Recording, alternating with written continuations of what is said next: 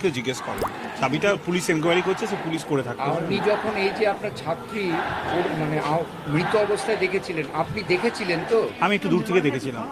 যা আপনার তখন পুলিশ, তখন শকিং তো লাগবে, আমার তো শুনেই শকিং। আমার তো শুনে ও তো ধরুন মানে আমার মেয়ের বয়স, একই বয়সী প্রায় ধরতে পারে। শকিং তো লাগবে, শকিং করে আমি রীতিমতো লিফট না পেয়ে সিঁড়ি দিয়ে উঠে গেছি। উঠে গিয়ে আমি দূর থেকে যখন দূর মানে একটু দূর থেকে যখন দেখা যায়, কারণ ওটা তো একটা প্রান্তে ছিল ইয়েটা মানে ডেড বডিটা, তো তখন আমি অনেক দূর থেকে দেখেছি। দূর থেকে দেখে ইতিমধ্যে পুলিশ ওখানে ওই জায়গাটাকে এসে গেছে, লোকাল পুলিশ হতে পারে, মানে আমাদের ফাঁড়ির পুলিশ টুলিশ। সুতরাং আমি খুব সামনে গিয়ে দেখার প্রয়োজন। আপনি বিভাগীয় প্রধান হিসেবে যে ছাত্রী মারা গেল তার মা বাবার সঙ্গে কথা বলেছিলেন? হ্যাঁ, আমি সঙ্গে সঙ্গে একদম আমি সঙ্গে সঙ্গে আমাদের অ্যাসিস্ট্যান্ট সুপারিনটেন্ডেন্ট যে আছেন, অ্যাসিস্ট্যান্ট সুপারিনটেন্ডেন্ট তখন চলে এসছেন। অ্যাসিস্ট্যান্ট সুপারকে আমাকে বললেন স্যার ফোন নাম্বার দিন। এবারে আমি তখন ওই আমাদের কাছে যে ইয়েগুলো থাকে, ফর্ম টর্ম পুরনো থাকে, সেখান থেকে একটা আধার কার্ড বার করলাম, কিন্তু আধার কার্ডে তো ফোন নাম্বার নিজের থাকে, বাড়ির তো থাকে না। রীতিমধ্যে কে একটা ফোন নাম্বার দিল আর কি। দেওয়ার পর ওই যে অ্যাসিস্ট্যান্ট সুপার উনি ওদের বাবা মাকে। আপনি ফোন করেন? না, আমি ফোন করিনি, কারণ আমার তখন বলার মতো অবস্থা ছিল। আপনার মনে হয়নি যে আপনি বিভাগীয় প্রধান, আপনি লোকাল গার্জেন কথা বলা উচিত? লোকাল গার্জেন যখন ওর বাবা মা এসছে, আমি নিজে বাবা মাকে আমার ঘরে আপনি ফোনে ওনারা ইয়েই কথা বলেছেন, ওই অ্যাসিস্ট্যান্ট সুপার উনি। আপনি কথা বলেন? আমি কথা, কারণ ফোনে তো একজন বললেই হলো, জেনে গেল ফোন। অভিযোগ উঠছে যে ফোনে বলা হয়েছিল আত্মহত্যা, ফোনে বলা হয়েছিল শরীর খারাপ। সেটা তো আমি ফোন করিনি, আমি বলতে পারবো না, কারণ তখন এত ভিড় ছিল। কে মা বাবা আসার পর মা বাবা 3 ঘন্টা বসিয়ে রাখা, মা বাবা আসার পরে আপনি ওখানে একজন করে মা বাবা আসার পরে আমি নিজে ওনাদের ঘরে নিয়ে গেলাম, আমার ঘরে সঙ্গে সঙ্গে। এবার না শুনুন না, নিয়ে গেলাম, নিয়ে যাওয়ার পরে যখন ওই জায়গাটা তখন পুরো পুলিশ এসে গেছে, পুলিশ ঢুকতে দিচ্ছে না। আমি বারবার মা বাবা যখন সভাপতি ওদের মেয়েকে দেখতে চাইছেন, আমি অনেকবার করে গেছিলাম পুলিশে, আমাকেও ঢুকতে দেয়নি পুলিশ ওই জায়গাটায়। এবং বলে এখন আনা যাবে না, আপনার কিছু এখন ইনকোয়েস্ট চলছে, আপনারা কিছুক্ষণ বাড়ে আনুন। আমি আবার মা বাবার কাছে ফিরে গেছি, আবার মা বাবার কাছে, তখন মা বাবা বলছে একটু দেখতে দিন। আমি তখন বলেছি না, এখন আপনাদের দিচ্ছে না পুলিশ, আমি কি করবো, আমাকেই ঢুকতে দিচ্ছে না। আমি প্রথম দেখিনি, না আমি প্রথম বোধ দেখুন, একটা আমাদের তরফ থেকে যে দেখেছিল, আমাকে যে খবর দিয়েছিল তার নাম ডক্টর সুমিত রায়তা প্রধান, উনি অ্যাসোসিয়েট প্রফেসর। উনি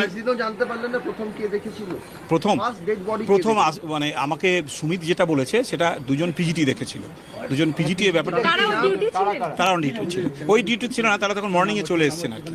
মর্নিংয়ে চলে এসে আমি নামটা এখন সুমিতকে আপনার জিজ্ঞেস করে বলতে পারবেন, নামটা আমার ঠিক মনে নেই। সেটা কেন, সেটা দেখুন, সেটা সুমিত বলতে পারবে কেন, হয়তো ঢুকেছে, আমি তো তারপরে এসেছি। হ্যাঁ না, 5 দিনের ওরা তো আমাদের যে পিজিটির আছে না, ওরা তো এখানে ইয়ে মিছিল করছে, ওরা তো আমাদের এখানে আসছে না যে আমি যে জিজ্ঞেস করবো। 8টাতে তো শিফট শেষ হয়ে যায়, যিনি রাতে আছেন, তাহলে সেক্ষেত্রে কি খোঁজ করা হয়নি?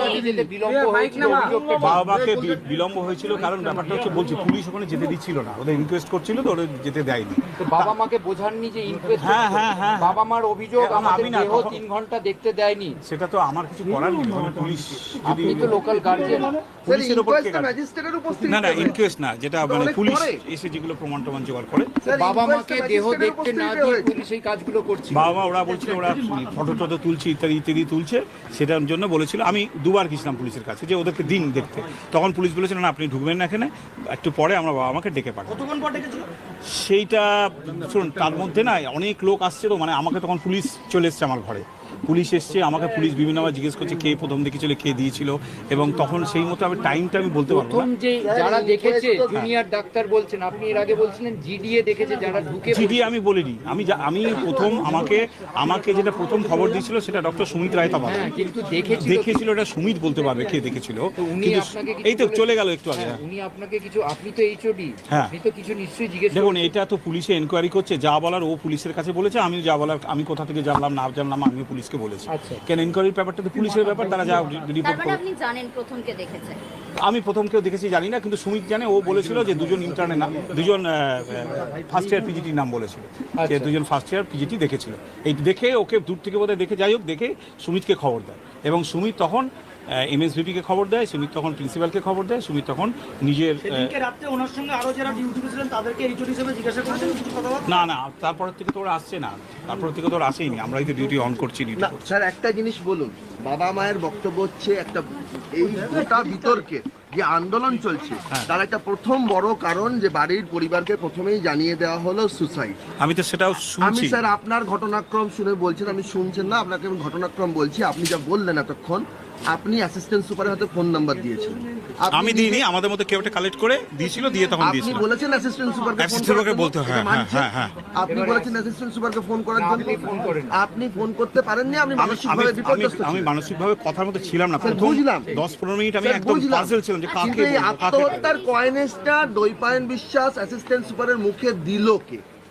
সেটা তো কে বলতে পারবো না, বললো সেটা তো আপনাকে? আমার ইখতিয়ারে পড়ে না, আমি কোথা থেকে আপনাদের যে জানবো? আলোচনা হয়েছিল, আপনি যখন গেলেন, আপনাদের কি দেখে মনে হয়েছিল ফার্স্ট টাইম যেটা আত্মহত্যা? আমি আবার বলছি, আমি কিন্তু ডেড বডির সামনে যেতে স্যার, পারি আপনার না। কলিগ দেখেছে, আপনি আপনি বলেছেন। দেখে সেটা তো আমি দূর থেকে কেউ তো দেখেছেন, সবাই দায় এড়াচ্ছেন কি করে স্যার? সেমিনার রুম যেটা আছে না, সেটা স্যার, লম্বা কেউ একটা। কিছু দেখেননি, এটা হতে না পারে। সুমিত দেখেছে, আমি বলছি তো আপনাকে, আমি দায়িত্ব নিয়ে বলছি, এটা সুমিত রায় তপদার দেখেছেন।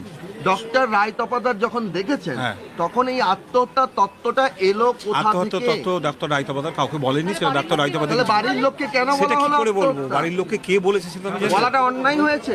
অবশ্যই না জেনে দেবো বলা ঠিক না, কারণ তখনও যখন ডিক্লেয়ার করেনি, মানে ওর ডেথ ডিক্লেয়ার হয়নি, তখন যে এবার যদি বলে থাকে এটা বলাটা ঠিক হয়নি, কারণ বলা উচিত না। বডি দেখেনি? আমি দূর থেকে দেখেছি, দেখার মতো অবস্থায় ছিলাম না। ও যখন অভিযোগ হলো না কেন কোনো?